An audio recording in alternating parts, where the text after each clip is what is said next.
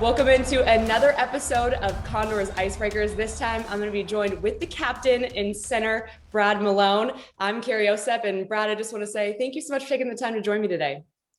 Thanks for having me. Absolutely. So let's get into these questions. The first one is my favorite question to ask all of you hockey players is why the sport of hockey? I really don't know. I just, when I became conscious, I was fully in love with it, to be honest. It's been something I've known my whole life. I guess just being Canadian and having it in our bloodlines a little bit maybe, but was never forced on me. It was just something that I easily fell in love with. Yeah. And so then with all of that said, if you just kind of fell into it, what's been your favorite aspect of playing hockey over the years? I mean, just the people and the places that I've been and lived, and just the experiences I've had over the past, I guess, 15 years since I left home have been, I'll cherish them for the rest of my life, and hopefully I get another 15 under my belt. And for you, kind of being with the Condors for a bit of time here, and obviously, as I mentioned, getting the opportunity to be the captain this year, what's been your favorite part about playing with the Condors? I mean, again, the people, to be honest. I just love the, the group of guys that we've had here, and, just the kind of the culture that's, in the locker room and just around the team, I guess, the vibe that kind of goes with coming to work every day. It's, it's still a job. So, be able to do this as a line of work is pretty awesome. There's a lot of nuances to hockey, but what do you find is the biggest misconception of hockey players or the game itself that people just don't quite get it unless you're playing it? I think a lot of people, when I talk to people that never really watched hockey, they get confused about the line changes. And then the other one is usually about missing teeth. They're like, oh, you play hockey? How come you're not missing any teeth? That's usually the two. I got that a lot from most of you guys. I'm like, yeah, you have a full set of teeth there? Yeah. I just want to know how do some guys lose their teeth and some guys don't? You just never took one to the girl? I have, yeah. Just our dentist does a really good job of taking care of us here in town. There's a good plug. Yeah. So for you, I want to know one of those nuances of hockey is the faceoffs, and what goes into being successful in a faceoff, if you could kind of pick it, what that is. Probably body positioning, leverage, and just timing. I always tell the guys, it's a lot like a golf swing. The more you do it, the more repetitive you are, the more you get comfortable and kind of are able to tinker with it. And it's just, I've been doing it for a long time, so I'm starting to figure it out a little bit. I was hoping it was just trash talking, but I guess that's not it. You guys don't really get to say much to each other, right? It's quiet in there. There's not much being said out there. And now I can officially say I can hear it. Since there's no fans to drown out the noise, I can be like, it's pretty quiet. Yeah. So with your time here in Bakersfield, you guys have had some pretty incredible moments. What's been your favorite memory here in Bakersfield playing with the Condors? I mean, you got to go back to probably the overtime goal from Josh Curry in that second round against San Diego. That was, it was a pretty awesome moment, for us and just for the fans at home. That was a pretty awesome event. Absolutely. And for you, just a long career in hockey from the collegiate level to some time in the NHL, obviously here in the AHL. What's your favorite memory from your whole career of hockey, if you could pick just one? My first game, I think, in the NHL is something personally that I know I'll really cherish. Team-wise, I think, anytime you get to play in the playoffs at the professional level, I think those are the moments that really stick out, just with, the energy in the building and just kind of the heightened sense of every little detail, meaning a lot. I think that's, that's why we play, and it really is a lot of fun. And you're flashing the number 17. So I want to know if there's a unique story behind the number 17, and what does that number mean to you? Well, it was my dad's number growing up.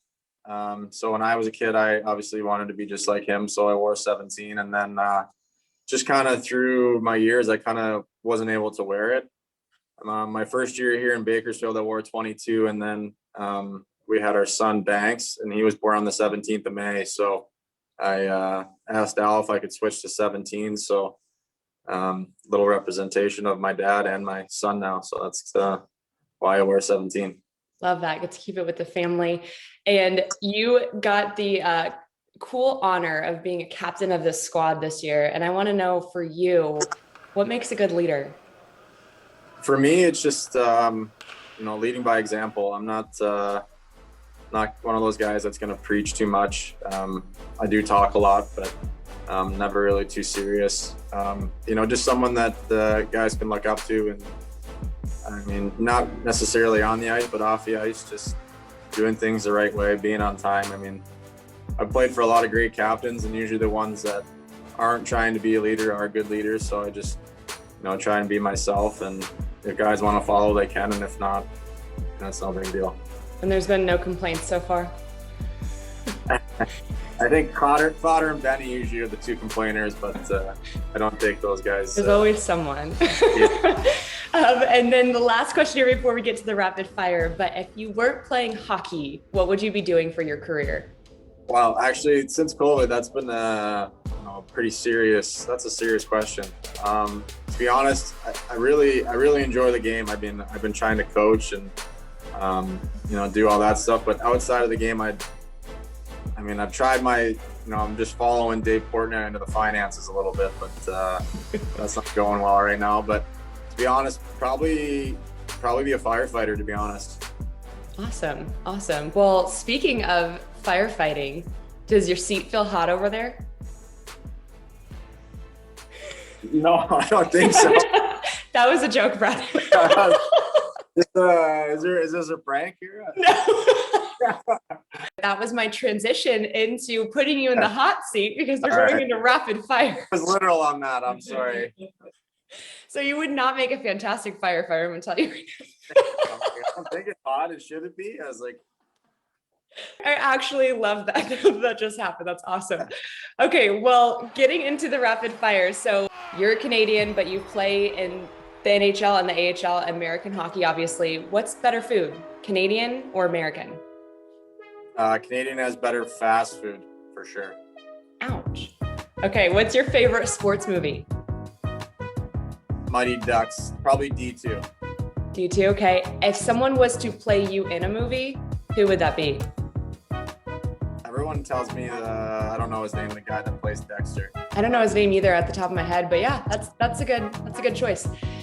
Favorite thing to do for fun off the ice? Golf. And we hear you're one of the best on the team.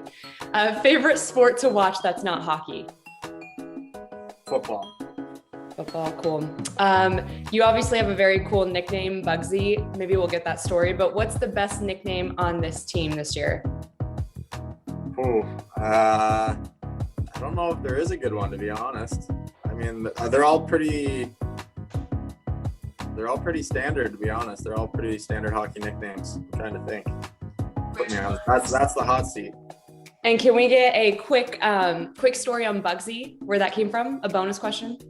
It came from my uncle, actually, when he played. So there was a movie in the 70s about a gangster named Bugsy Malone. So they started calling him that, and it's not something I earned. It was just kind of comes with our last name. So it's love that. Yeah. That's cool. Okay, biggest pet peeve? Being late. Okay, favorite accent on this current team? JJ, for sure. Can you give us a taste of it? I won't even, that's not. Okay. If you were stranded on a deserted island, which player on this team would you want to be stranded with, and what would you be bringing with you guys? I would probably pick Griff. I know Cracks gave me the shout out, but I gotta go with Griff on this one. Personality of a rock star. He actually probably could bring his guitar, and that's something we can entertain ourselves with. I like the beer answer from Cracks. I think that's a pretty. I would bring Bud Lights as well. Yeah, another plug. Yeah. Okay, I hinted at this earlier, but who is the best golfer on the Condors squad? I've seen a lot of good things out of Espo, but Cracks is pretty close. So it would have to depend on the day. Got you. Okay, and who has the best celebration after they've scored? I mean, I like no celebration, so I don't know. Classy. Yeah, just act like you've been there before. I love that. Okay, who is your sports role model, if there's a current one or one that you had growing up? I mean, Tiger Woods, obviously, looked up to him big time.